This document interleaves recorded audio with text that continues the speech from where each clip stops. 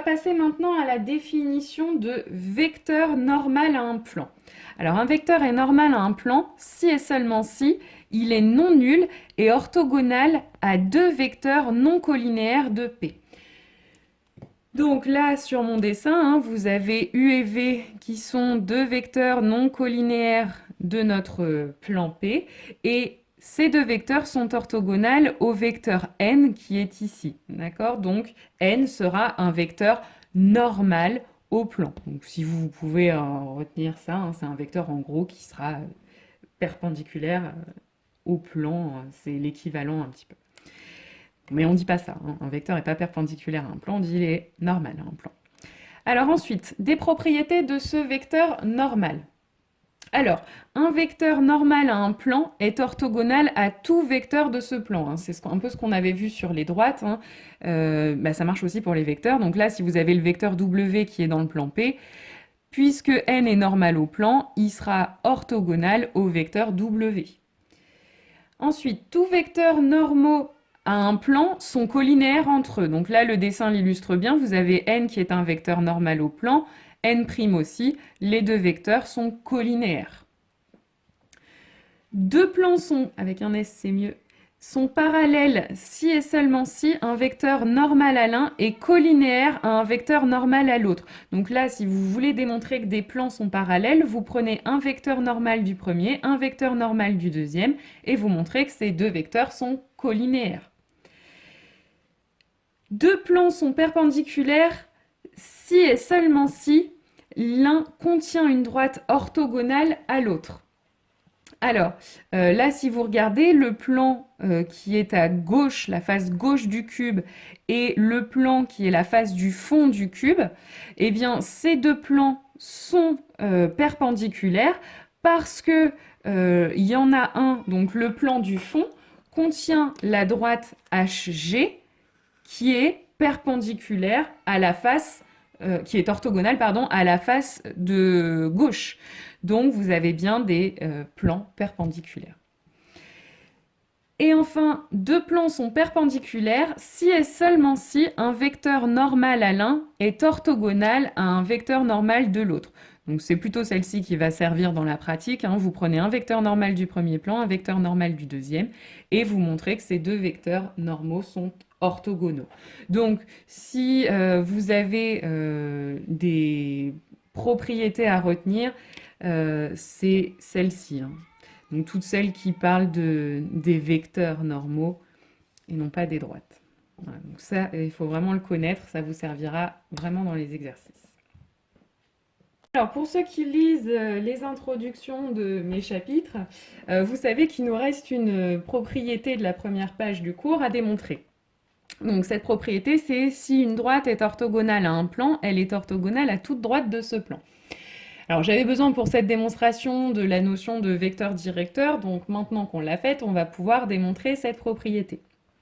Alors, si je lis ce qu'on doit démontrer, donc si une droite est orthogonale à un plan, donc il faut déjà choisir une droite orthogonale à un plan. Donc je vais donner un nom, soit D, une droite orthogonale à un plan P. Et maintenant, ce qu'il va falloir démontrer, c'est que cette droite D, elle est orthogonale à toute droite de ce plan. Donc, ce que je vais faire, c'est que je vais prendre une deuxième droite qui s'appelle delta, qui est une droite du plan P. Et ce qu'il va falloir faire, c'est de montrer que D et delta sont orthogonales. Si on arrive à faire ça, on démontre la propriété. Donc, on y va. Alors, puisque D est orthogonal à P, ce qu'on peut déjà dire, c'est qu'on peut trouver deux droites qui sont dans le plan P, qu'on appellera D1 et D2, et ces deux droites vont être orthogonales à D. C'est la définition d'une droite orthogonale à un plan. Une droite est orthogonale à un plan si elle est orthogonale à deux droites séquentes d'un plan. Donc, on va noter ça. Il existe deux droites D1 et D2, séquentes de P orthogonales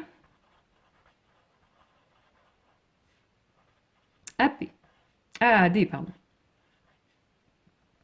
Alors maintenant, on a des démonstrations à faire sur des droites. En général, plutôt que de travailler directement avec les droites, ce qu'on aime bien, c'est introduire leur vecteur directeur.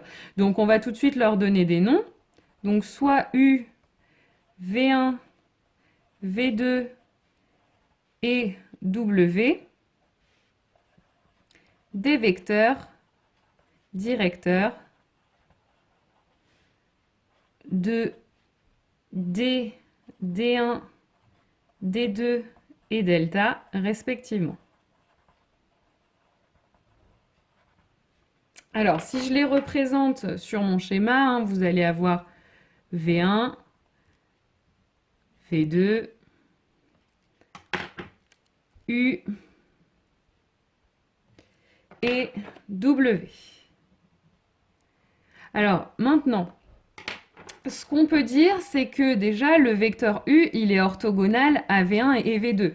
Bah oui, parce qu'on a vu que des vecteurs, ils étaient orthogonaux, si et seulement si ils sont les vecteurs directeurs de deux droites orthogonales. Donc là, par définition, comme D est orthogonal à D1, U va être orthogonal à V1. Et même chose, comme D est orthogonal à D2, U va être orthogonal à V2. Donc, on va noter ça. U est orthogonal à V1 et V2. Et puis ce qu'on sait aussi, c'est que ces deux vecteurs V1 et V2, ce sont les vecteurs directeurs de deux droites séquentes. Donc ces deux vecteurs, ils ne sont pas colinéaires. Donc deux vecteurs non colinéaires. Et ce sont des vecteurs du plan P, puisque D1 et D2 sont dans P. Donc, par définition, si U est orthogonal à V1 et V2, deux vecteurs non colinéaires de P, c'est que U est un vecteur normal à P. C'est la définition d'un vecteur normal. Donc, U est normal à P. Et donc maintenant, d'après la première propriété qu'on avait vue sur les vecteurs normaux, si U est un vecteur normal à P, U est orthogonal à tout vecteur de P.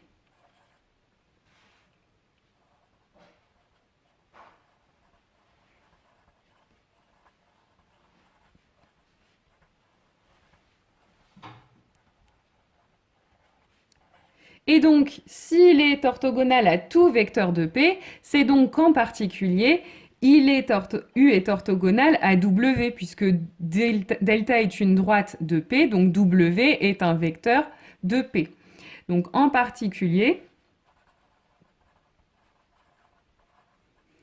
U est orthogonal à W. Et donc, si U est orthogonal à W, c'est que la droite D et la droite delta sont orthogonales. Donc, D et delta sont orthogonales. Et on a démontré ce qu'on voulait au départ. Alors, de la même façon qu'on a vu des représentations paramétriques de droite, maintenant on va essayer de représenter analytiquement, pareil, un plan. Ce plan va se représenter par des équations cartésiennes. Donc, propriété, soit P passant par A et de vecteur normal n. Un point M appartient à P si et seulement si AM et n, scalaire n est égal à 0.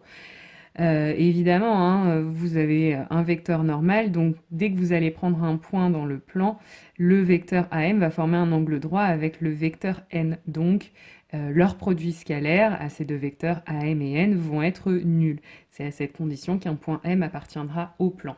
Et c'est ce qui va nous servir pour écrire nos équations cartésiennes de droite. Alors, propriété. Dans un repère orthonormé de l'espace, l'ensemble des points M de coordonnées x, y, z tels que AX plus BY plus CZ plus D est égal à 0, avec A, B et C non nuls en même temps, est un plan de vecteur normal n de coordonnées ABC.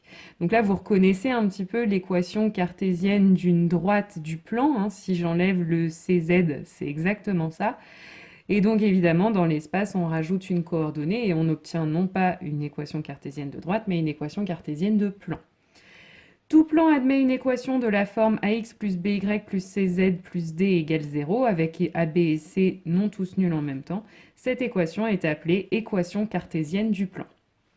Alors, on va voir tout de suite un exemple. Pareil, c'est plus ou moins tiré d'un exercice de bac pour appliquer un petit peu ces propriétés. Alors, dans un repère orthonormé de l'espace, on considère le point A de coordonnées moins 2, 0, 5 et le vecteur n de coordonnées 2, moins 6, 4. Déterminer une équation cartésienne du plan P passant par A et de vecteurs normal n.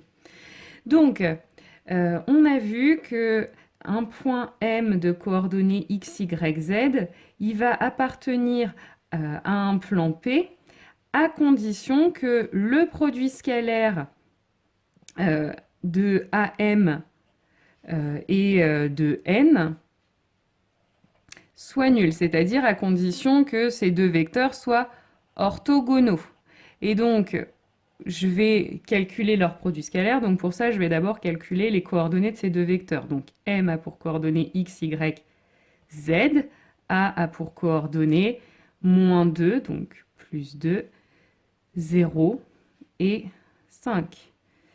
Et puis n a pour coordonnées 2, moins 6, 4. Donc ces vecteurs sont orthogonaux, ça revient à dire que leur produit scalaire est nul. C'est-à-dire que 2 fois x plus 2 plus moins 6 fois y moins 0, donc fois y, plus 4 fois z moins 5 est égal à 0. Ce qui revient à dire, donc là je développe, que 2x plus 4 moins 6y plus 4z moins 20 est égal à 0. Et encore, si je réécris tous les termes dans le même ordre que dans l'équation cartésienne, ça me donne 2x moins 6y plus 4z. Et puis, j'additionne les deux constantes. Donc, ça me donne moins 16 égale 0. Et donc, ça, c'est l'équation cartésienne de notre plan P. Alors, ensuite, deuxième exemple. Dans un repère orthonormé, on considère la droite D de représentation paramétrique x égale 1 moins t, y égale 2 moins t, z égale moins 1 plus 4t avec t réel. Et le plan P d'équation cartésienne x plus y plus z égale 0. On vous demande de déterminer le point d'intersection de D et de P. Donc on a déjà vu, quand on cherche un point d'intersection, on va chercher un point qui vérifie à la fois la représentation paramétrique de la droite et l'équation cartésienne du plan. Donc ça revient à écrire ce système. Donc x égale 1 moins t, y égale 2 moins t, z égale moins 1 plus 4t, et x plus y plus z plus 1 égale 0. Dans un système comme celui-ci où on a 4 inconnus, l'idée c'est d'exprimer 3 des inconnus en fonction de la quatrième. Mais ça, en fait, c'est déjà fait. X est exprimé en fonction de t, Y et Z sont exprimés en fonction de t aussi. Donc, on a bien exprimé 3 inconnus en fonction de la quatrième. Donc, la seule chose qu'on va avoir à faire, c'est de remplacer X, Y et Z par ces expressions dans la dernière équation. Alors, petite correction.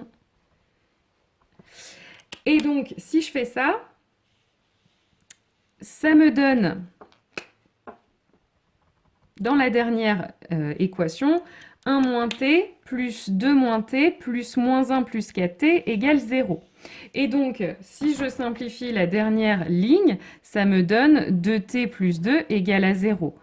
Et toujours, x égale 1 moins t, y égale 2 moins t, z égale moins 1 plus 4t.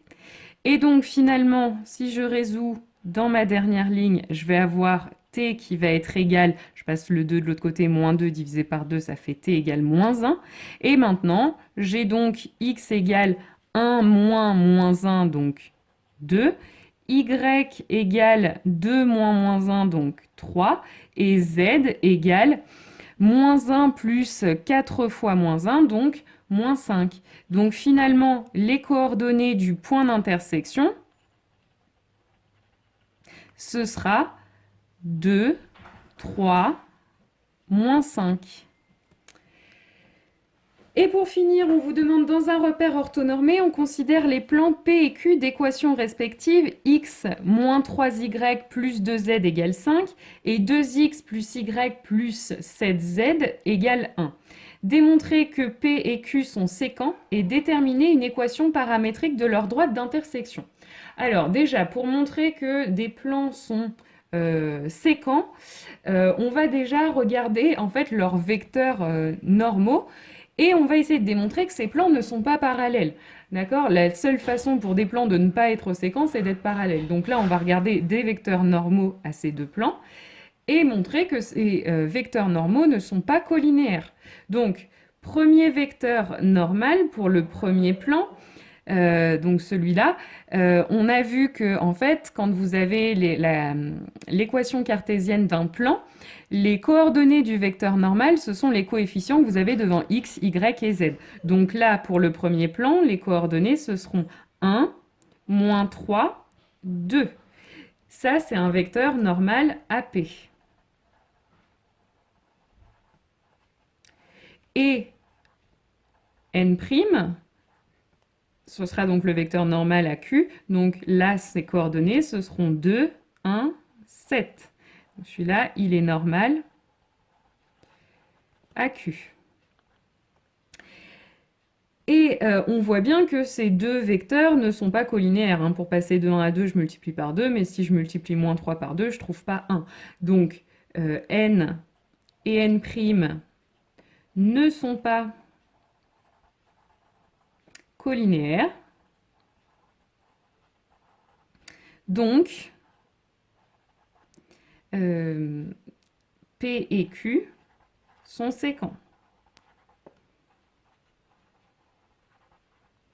Voilà, donc maintenant, il va falloir déterminer une équation paramétrique de leur droite d'intersection. Hein, on sait que deux plans qui s'intersectent, ça donne une droite, donc on va chercher cette représentation paramétrique. Alors, une représentation paramétrique de plan, c'est un peu comme quand on cherche les coordonnées d'un point d'intersection. Ça va être une droite qui va vérifier les équations cartésiennes des deux plans. Donc, ça revient donc à résoudre le système x moins 3y plus 2z égale 5, et puis 2x plus y plus 7z égale 1. Alors, on va essayer de résoudre ce système. Donc pour ça, je vais déjà isoler une première inconnue sur ma première ligne. Donc ça me donne x égale 3y moins 2z plus 5. Et puis sur ma deuxième ligne, ce que je vais faire, c'est que je vais remplacer x par cette expression. Donc ça va me donner donc, 2 fois cette expression, donc 6y moins 4z plus 10 plus y plus 7z égale 1. Je vais simplifier. Donc toujours la première ligne, 3y moins 2z plus 5. Et donc sur ma deuxième ligne, dy, je vais en avoir 7. Et je vais avoir ensuite des z, j'en ai 3. Et puis, je vais avoir, donc là, j'ai mon 10 qui est tout seul, donc 10 égale 1. Et donc là, l'idée, ça va être maintenant d'isoler aussi une deuxième inconnue, donc par exemple, y, ça peut être z aussi. Hein. En fait, on essaye d'isoler les inconnues les plus faciles. Hein. Donc là, tout à l'heure, j'ai isolé x en premier parce que c'était ce qui semblait le plus facile, mais ça aurait très bien pu être une autre si c'était plus facile. Donc plus 5, et donc là, y va être égal donc à moins 3z, moins 9, et donc je vais diviser tout ça par 7, donc moins 3 septième, moins 9 septième. Une fois que j'ai fait ça, bah, je vais remplacer dans la première ligne mon y par cette expression. Donc ça me donne x égale Donc 3y, donc ça me fait 3 fois moins 3 septièmes, donc ça me fait moins 9 septièmes z. Et puis moins 27 septièmes. Moins 2z plus 5. Et donc y égale moins 3 septièmes, moins 9 septièmes. Et encore une fois, maintenant, je vais simplifier l'expression de x.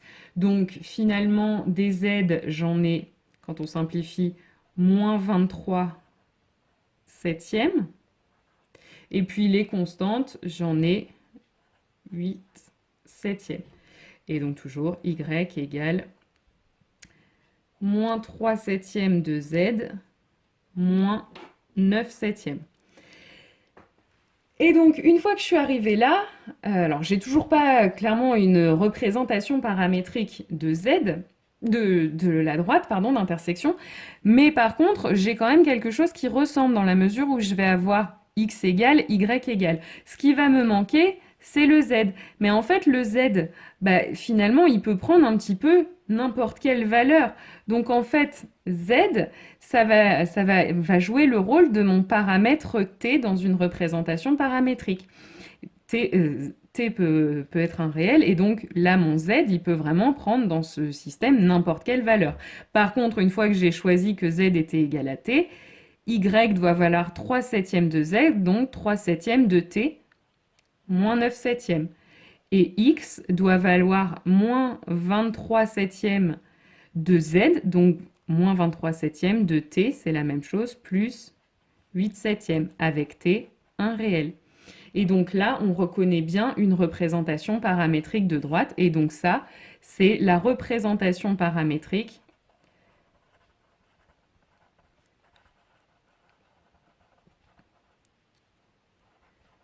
de la droite d'intersection